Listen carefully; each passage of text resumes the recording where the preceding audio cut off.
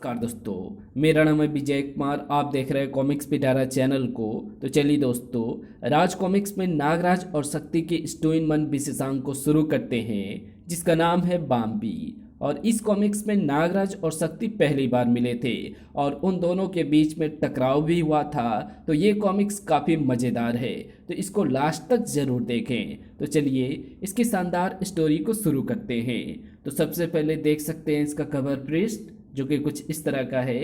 Okay, पृथ्वी एक आश्चर्यजनक ग्रह है, ऐसा ग्रह जिसका केंद्र तो खौलते और दहकते लावे से भरा हुआ है, लेकिन जिसकी सतह के ऊपरी और दक्षिणी सिरे बर्फ की कई मीटर मोटी परत से ढके हुए हैं। और इस खौलते लावे और बर्फीली परत के बीच की हजारों किलोमीटर गहरी गहराइयों में ना जाने कितने बहुमूल्य वस्तुएं दबी हैं, ना जाने कितने बहुमूल्य खनिजों की खानें हैं और ना जाने कितने आश्चर्य छिपे हैं।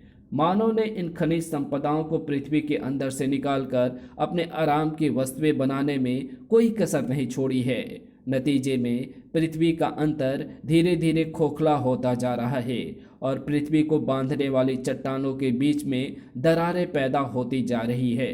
लेकिन मानव ने पृथ्वी के सीने में खाने बनाकर उसके सीने को छलनी करने का सिलसिला बदस्तूर जारी रखा है। समुद्र भी मानव के इस हमले से नहीं बच पाया है, क्योंकि समुद्र के नीचे है मानव के लिए सबसे बहुमूल्य खनिज पेट्रोलियम, और इसको पाने के लिए आदमी कुछ भी कर सकता है। ये ऑयल रिंग यानी तेल का कुआं एक नई तकनीक द्वारा बनाया गया है। यहाँ पर हम समुद्र की सतह से भी कई किलोमीटर नीचे स्थित खनिज तेल के भंडारों तक पहुँच सकते हैं। राज, इसको बनाने में पूरी तरह से स्वदेशी तकनीक का इस्तेमाल किया गया है। इसलिए हम चाहते हैं कि पूरी दुनिया में देखे जाने वाले भारतीय चैनल पर इस कुएं पर आधारित फिल्म दिखाई जाए, ताकि पूरी दुनिया ये जान सके कि हम भारतीयों में भी ये क्षमता है कि हम अपने काम को अपने घर में ही कर सकते हैं, बिना बाहर वालों के सामने हाथ फैलाए। तुम भारतीय चैनल के जनसंपर्क अधिकारी हो और तुमने अब हमारे ऑयल रिंग को भी देख लिया है। अब बताओ, इस पर फिल्म बनाना कब से शुरू कर रहे हो? कल से ही काम शुरू करवा देता हूँ डॉक्टर मित्रा। वैसे भी इस पर फिल्म बनाना हमारे लिए भी गर्व की बात होगी। अब मुझे इजाज़त दीजिए, कल समय मिला तो फिर आऊँगा। लेकिन राज के रूप के पीछे नागराज ये नहीं जानता था कि उसको ऑयल रिंग पर दोबारा आने की ज़रूरत नहीं थी, क्योंकि उसी वक्त समुद्र तल पर कसे ऑयल रिंग के लोहे के गर्डरों में कंपन उत्पन्न हो रहा था। और इस कंपन का कारण चाहे और कुछ भी हो, मगर कम से कम वो कारण प्राकृतिक नहीं था। कुछ ही पलों में ये कंपन सतह तक पहुंच गया था। ये क्या हो रहा है? समुद्र में एकाएक लहरें उठनी कैसे शुरू हो गई है? लहरें सिर्फ इसी कुएं के आसपास उठ रही है डॉक्टर मित्रा। आसपास का बाकी समुद्र एकदम शांत है। कुछ अजीबोगरीब घटना घट रही है। मुझे इसकी छानबीन करनी पड़ेगी, लेकिन मैं राज के रूप में छानबीन करने नहीं जा सकता। मुझे नागराज के रूप में आना होगा और उसके लिए मुझे यहाँ पर मौजूद लोगों की नज़रों से ओझल होना पड़ेगा। और ऐसा कर सकने का एक सीधा सा रास्ता मेरे सामने है। थोड़ा सा लड़खड़ाना है और राज संभालो, तुम नीचे गिर जाओगे। यही तो मैं चाहता हूँ, क्योंकि लहरों के झाग के बीच में मुझे नागराज के रूप में आते कोई देख नहीं पाएगा और मैं इस रहस्यमय हलचल का कारण पता लगाने समुद्र तल तक भी आराम से जा सकूंगा।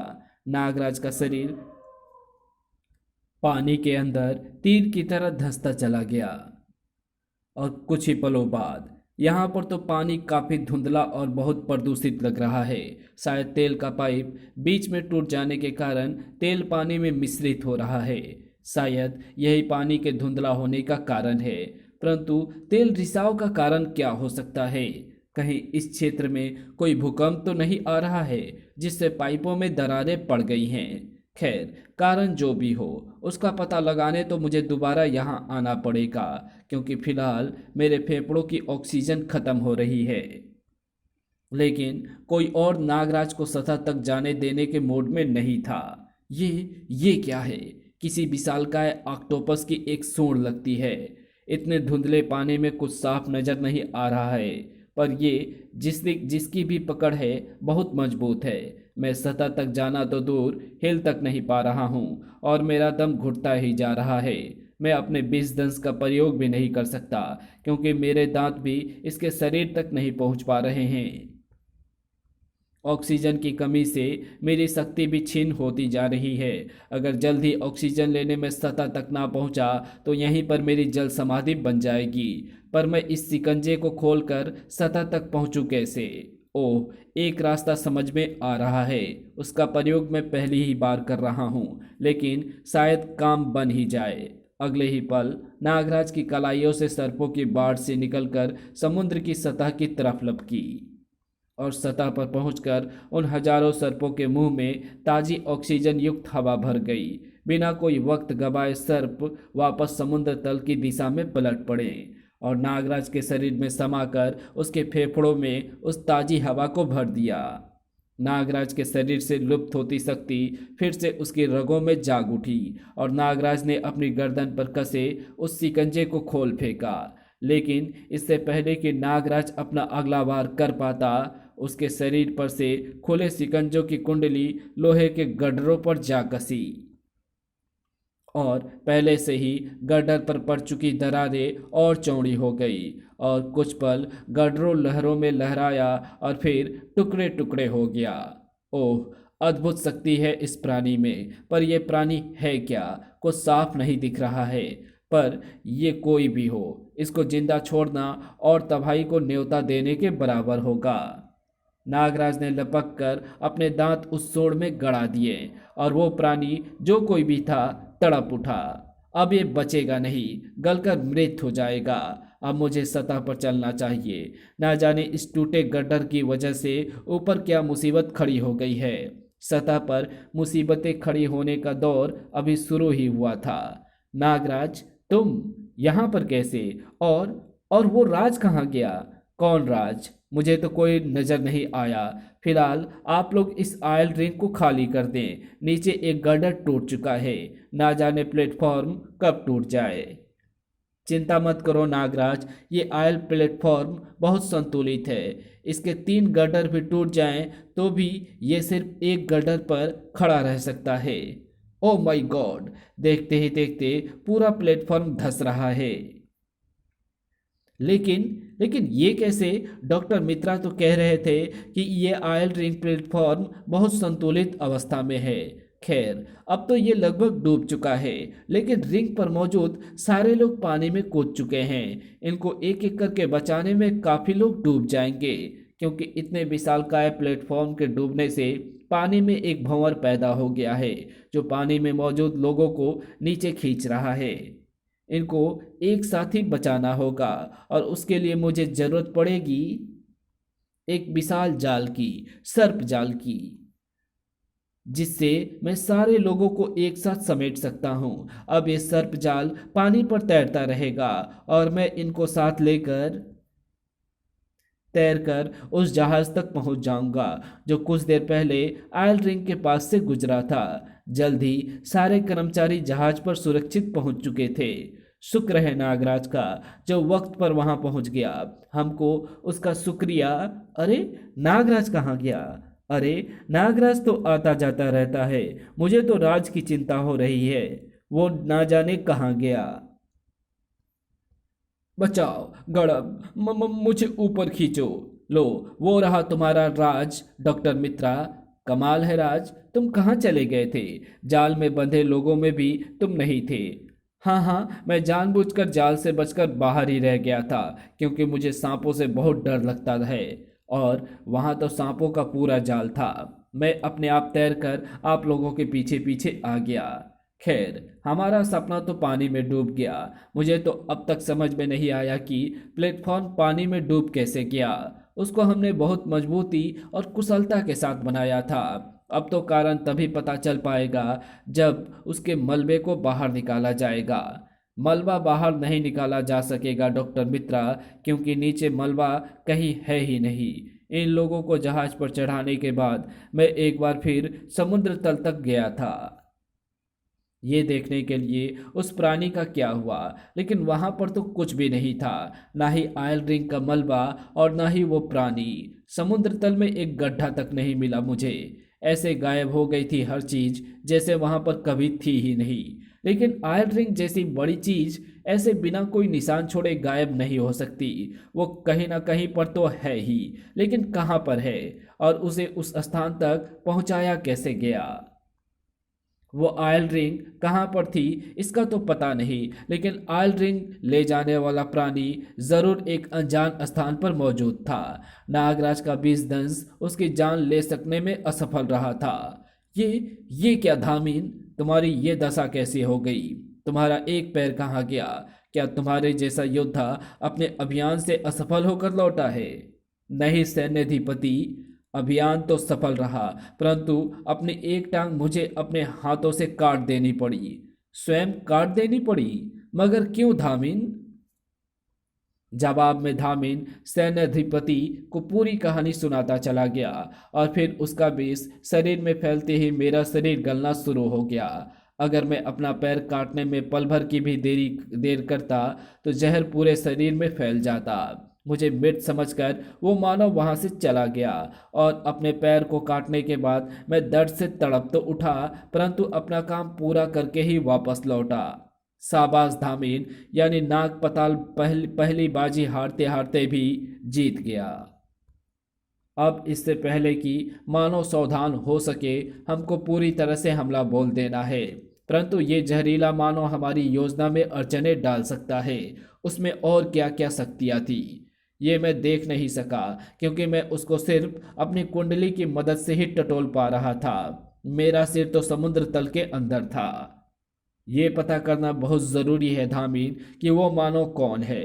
अगर वो जल मानव है तो फिर हम अपना हमला थल से शुरू करेंगे। हमला तो थल यानी भूमि से ही शुरू करना होगा सैन्याधिपति, क्योंकि मानव मुख्यतः थलचर हैं। और रही उस विष मानव को ढूंढने की बात, तो उसके लिए एक योजना है मेरे दिमाग में। मानव ने समाचार संकलन के लिए कई संस्थान बनाए हुए हैं। उन संस्थानों में ऐसे मानव के विषय में पूरी जानकारी मिल सकती है। वो मानव जहाँ पर मुझसे टकराया था उसके सबसे पास जो भी ऐसा संस्थान हो, वहीं पर जाकर जानकारी एकत्रित करना सबसे उत्तम रास्ता है। उपाय उत्तम है। मैं अभी अपने सबसे खास गुप्तचर सुंकू को इस काम पर लगा देता हूँ। तभी वो कक्ष चारों तरफ से कांप उठा। ये क्या, एक और कंपन? कुछ पलों तक वातावरण में एक गर्जना और चट्टानों के गिरकर भूमि से टकराने की आवाजें गूंजती रही। घर। और फिर चारों तरफ धूल के साथ शांति छा गई। इस बार का कंपन पहले कंपनों से अधिक तीव्र था सैन्याधिपति। बाहर से ये रोने के स्वर कैसे आ रहे हैं द्वारपाल? इस बार का कंपन काफी नुकसान पहुंचा गया है सैन्याधिपति। कुछ चोट लगने के कारण कराह रहे हैं और 2 नागों के प्रियजन उनकी मौत पर शोक मना रहे हैं। और ये सब मानव के कारण हो रहा है। अब जो तबाही यहाँ पर आई है उसको हम भूतल तक पहुँचाएंगे। अब ये तबाही टूटेगी मानव के सिर पर। अभी तक सिर्फ एक मानव इस तबाही के संकेत को देख पाया था। ऐसा तो नहीं नागराज कि दोबारा तुम गलती से किसी दूसरे स्थान पर चले गए हो? और फिर जब मैं दोबारा समुद्र तल तक पहुंचा तो वहां कुछ भी नहीं था। मेरे दिमाग में भी सबसे पहला ख्याल यही आया था भारती, इसलिए मैंने आसपास के लगभग 5 किलोमीटर क्षेत्रफल के इलाके को छान मारा। कहीं पर भी कुछ भी नहीं था। आश्चर्य, बरमुंडा त्रिकोण के बारे में तो सुना था। जहाज पर पानी के जहाज और वायुयान गायब हो जाते थे। आश्चर्य, बरमुंडा त्रिकोण के बारे में तो सुना था जहां पर पानी के जहाज और वायुयान गायब हो जाते थे, पर ऑयल रिंग जैसी विशाल चीज गायब हो जाए ये तो कभी नहीं सुना। हो सकता है कि ये एक घटना किसी बड़े घटनाक्रम की शुरुआत हो। तुम इस क्षेत्र में बने अन्य तेल कुओं के तलों को भी चेक कर लो।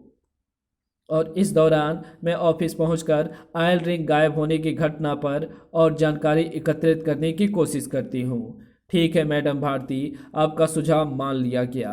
पर मिस्टर राज आज ऑफिस देर से पहुंचेंगे, उनको डांटिएगा मत। भारती के तर्क में दम लग रहा है, लेकिन अगर कोई घटनाक्रम जन्म ले रहा है तो इस तबाही का कारण क्या हो सकता है, और इस तबाही से किसको फायदा मिल सकता है?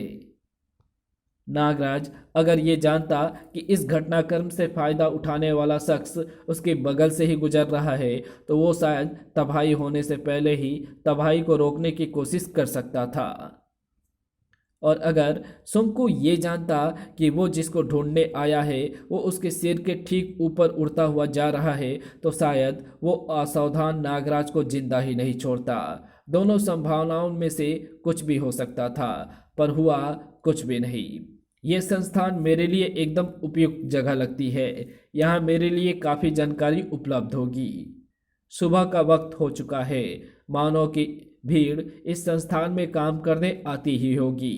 फचाक, मुख्य द्वार से जाना खतरनाक होगा, दूसरे रास्ते से ऊपर जाना होगा। सुंकू की जीभ लंबी होकर इमारत से लिपट गई।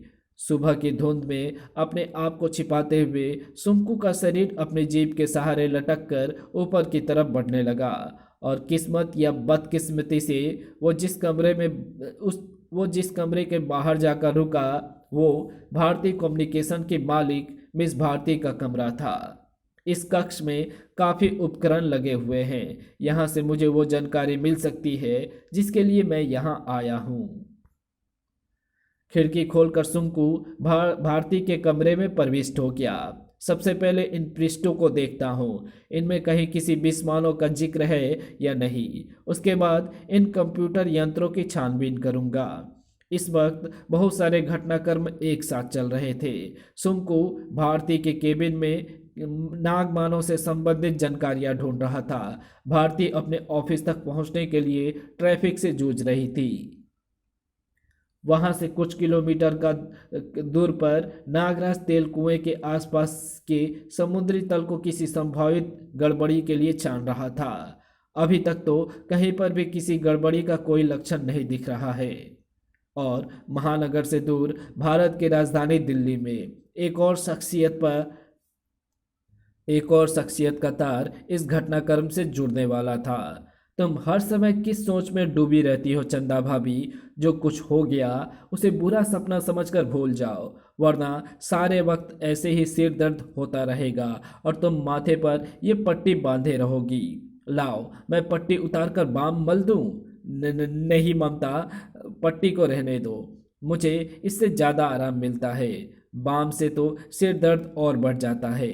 वैसे भी अगर ये पट्टी उतर गई तो तुम वो देख लोगी जो मेरा सारा भेद खोल देगी, और वो है मेरे माथे पर लगी देवी की तीसरी आंख, जो तभी जागृत होती है जब मैं अपना दूसरा रूप धारण करती हूँ। किसी भी स्त्री पर जब जब कहीं भी अत्याचार होगा तब उसकी पुकार मैं सुन सकती हूँ और अपने विकराल रूप को धारण करके अत्याचारी को उचित दंड दे सकती हूँ। साथ ही साथ देवी की आज्ञा अनुसार मैं अपने इस रहस्य को किसी के भी सामने नहीं खोल सकती। ममता पाठक चंदा की इस सोच को कुछ और ही समझ रही थी। मेरी परलैंका के रूप की शक्तियां भी चंदा भाभी की कुछ मदद नहीं कर सकती। काश मैं इनके दिल से सारी चिंताओं को निकाल सकती। दोनों ही एक दूसरे से अपना रहस्य छुपा रही थी, परंतु जल्द ही चंदा को ममता से दूर जाना था, वहां पर जहां कई महाशक्तियों का जमावड़ा लगने वाला था। इन पृष्ठों में से एक यही चित्र मुझे काम का लग रहा है। ये मानो नाग लक्षणों से युक्त लग रहा है। इसका नाम भी नागराज है। यही वो नाग मानव होना चाहिए जिसकी तलाश में मैं यहाँ आया हूँ। इन पृष्ठों में इसकी शक्तियों का जिक्र नहीं है। कंप्यूटर चलाकर देखना होगा। यहाँ तो ये तो अच्छा है कि हम मानव की प्रगति पर नज़र रखते हैं और नए नए आविष्कारों का अध्ययन करते रहते हैं, वरना आज ना तो मुझे कंप्यूटर यंत्र चलाना आता और ना ही इसमें भरी जानकारियों को जान पाना। सुंकू की किस्मत में जानकारी पा सकना शायद नहीं लिखा था, क्योंकि भारती अपने केबिन तक पहुंच चुकी थी। अरे अरे, कौन हो तुम? क्या कर रहे हो? और तुम बंद केबिन के अंदर घुसे कैसे? मुझे तो यही पता था कि मानव अपने कार्यालय सुबह 9 बजे तक पहुंचते हैं। तू इतनी जल्दी कैसे आ गई और तुम मुझे देखकर डरी क्यों नहीं? तुम जैसे जोकरों से क्या डरना, तुम्हारे जैसे नमूने मैं बहुत देख चुकी हूँ। खैर, तेरे जल्दी आने से शायद मेरा कीमती समय बच गया। बता, नागराज कौन है, उसकी शक्तियाँ क्या है और वो मुझे कहाँ पर मिलेगा? नागराज, इस नाम का कोई आदमी मेरे ऑफिस यानी कार्यालय में काम नहीं करता। ठीक है, यानी सीधी दुम से जानकारी नहीं निकलेगी, दुम जरा टेढ़ी करनी पड़ेगी। ये संयोग नहीं हो सकता। आज ही सुबह नागराज का एक अजीब प्राणी से टकराव हुआ। एक पूरी की पूरी आयल रिंग गायब हो गई और उसके कुछ ही घंटों बाद एक रहस्यमय सर्प मेरे ऑफिस में नागराज की तलाश कर रहा है। इन दोनों घटनाओं का आपस में कुछ संबंध जरूर है। शायद ये सब मुझे बता सकता है कि वो आयल रिंग कहाँ और कैसे गायब हो गई। वैसे इस सर्प में अद्भुत शारीरिक शक्ति है, इससे लड़कर निपटना संभव नहीं होगा। इसको बातों में उलझाना होगा। सुनो सुनो, नागराज का पता मैं एक शर्त पर बता सकती हूँ, और वो ये है कि पहले तुम मुझे बताओ कि तुमने वो तेल का कुआं कैसे गायब किया। क्या पूछा तूने?